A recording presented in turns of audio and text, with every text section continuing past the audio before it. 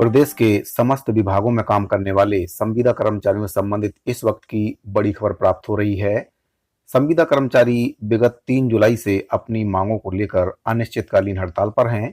जहां संविदा कर्मचारियों के द्वारा अनिश्चितकालीन हड़ताल की जा रही थी, उसी हड़ताल को अब आमरण अनशन में तब्दील कर दिया है। संविदा कर्मचारियों के द्वारा जो आमरण अनशन की जा रही है, उसमें कई जो कर्मचारी हैं उनकी हालत भी खराब हो चुकी है और उनको फिर हॉस्पिटल में भर्ती कराना पड़ा है। संविदा कर्मचारी अपने हक और अधिकार की लड़ाई लड़ रहे हैं।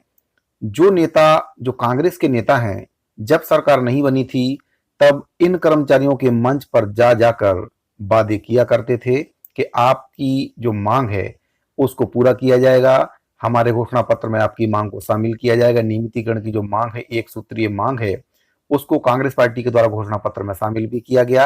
लेकिन अब कहीं ना कहीं माननीय मुख्यमंत्री भूपेश बघेल जी के द्वारा अपनी जो बात है उससे कहीं ना कहीं वे पलटते हुए नजर आ रहे हैं और संविदा कर्मचारियों की जो मांग है उसको सरकार कहीं ना कहीं भूल चुकी है।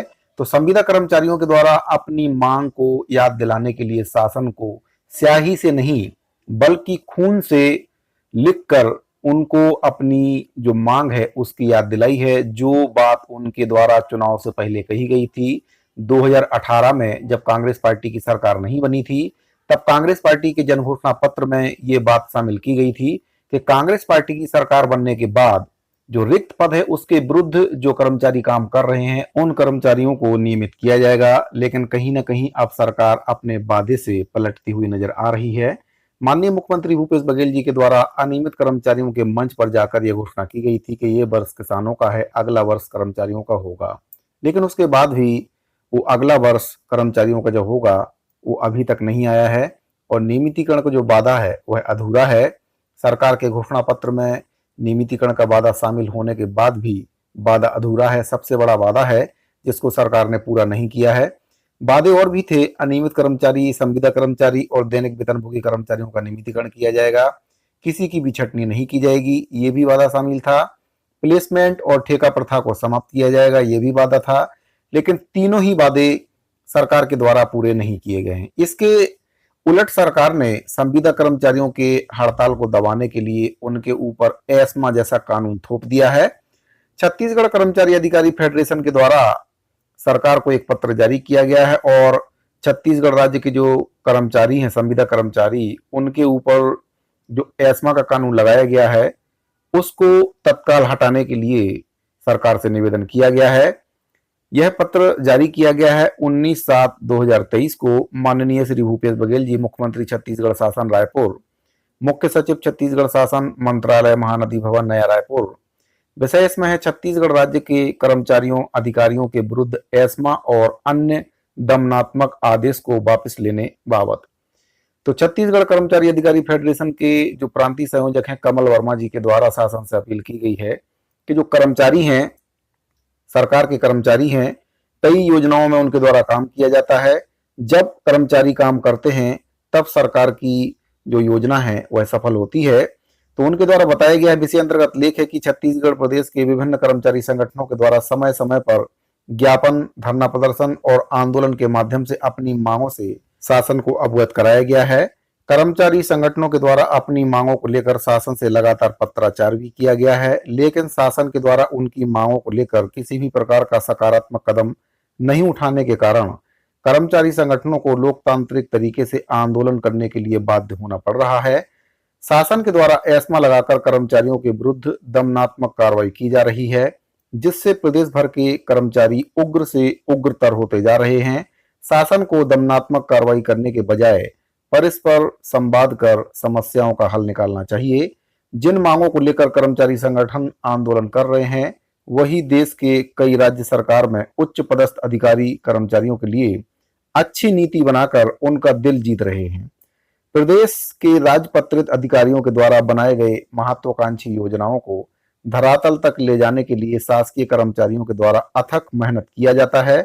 प्रदेश के शासकीय कर्मचारियों के कारण ही आम लोगों को शासन के विभिन्न योजनाओं का लाभ मिल पा रहा है। प्रदेश सरकार में उच्च पदस्थ अधिकारियों को अन्य राज्यों के द्वारा कर्मचारी हित में लिए गए निर्णय का अध्ययन करना चाहिए और इसे प्रदेश में लागू कराने की पहल करनी चाहिए। प्रदेश के कर्मचारी एवं अधिकारियों की निष्ठा, ईमानदारी एवं परिश्रम से विभिन्न योजनाओं का सफल क्रियान्वयन करने के फलस्वरूप केंद्र सरकार के द्वारा प्रदेश सरकार को अनेक राष्ट्रीय पुरस्कार मिल चुके हैं और मिलते रहेंगे। छत्तीसगढ़ कर्मचारी अधिकारी फेडरेशन शासन द्वारा जारी एस्मा और अन्य दमनात्मक आदेश का पुरजोर विरोध करता है और सरकार से सभी दमनात्मक आदेश को वापस लेते हुए कर्मचारी संगठनों से परस्पर संवाद कर न्याय संगत निर्णय लेने हेतु सादर अनुरोध करता है।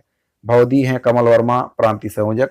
तो कमल वर्मा जी के द्वारा सरकार से निवेदन किया गया है कि सरकार के द्वारा जो एस्मा का कानून संविदा कर्मचारियों के ऊपर लगाया गया है उसको सरकार को तत्काल वापस लेना चाहिए और बाकी राज्यों में जो संविदा कर्मचारियों की नीति बनाई गई है वहां की सरकारों के द्वारा उसका अध्ययन करके प्रदेश के जो संविदा, अनियमित और दैनिक वेतनभोगी कर्मचारी हैं उनके ऊपर लागू करना चाहिए। चूंकि सरकार ने अपने घोषणा पत्र में ये बात शामिल की थी और घोषणा पत्र में जब ये बात शामिल की कि प्रदेश के अनियमित संविदा और दैनिक वेतनभोगी कर्मचारियों को रिक्त पदों में नियमितीकरण की कार्रवाई की जाएगी, तभी प्रदेश के जो अनियमित संविदा और दैनिक वेतनभोगी कर्मचारी हैं उनके द्वारा सरकार का सपोर्ट किया गया, उनके पक्ष में कहीं ना कहीं सारे कर्मचारी आ गए और कांग्रेस पार्टी की भारी बहुमत से छत्तीसगढ़ में सरकार बनी थी। तो सरकार को भी चाहिए कि बड़ा दिल दिखाते हुए कर्मचारियों की मांग को पूरा करे।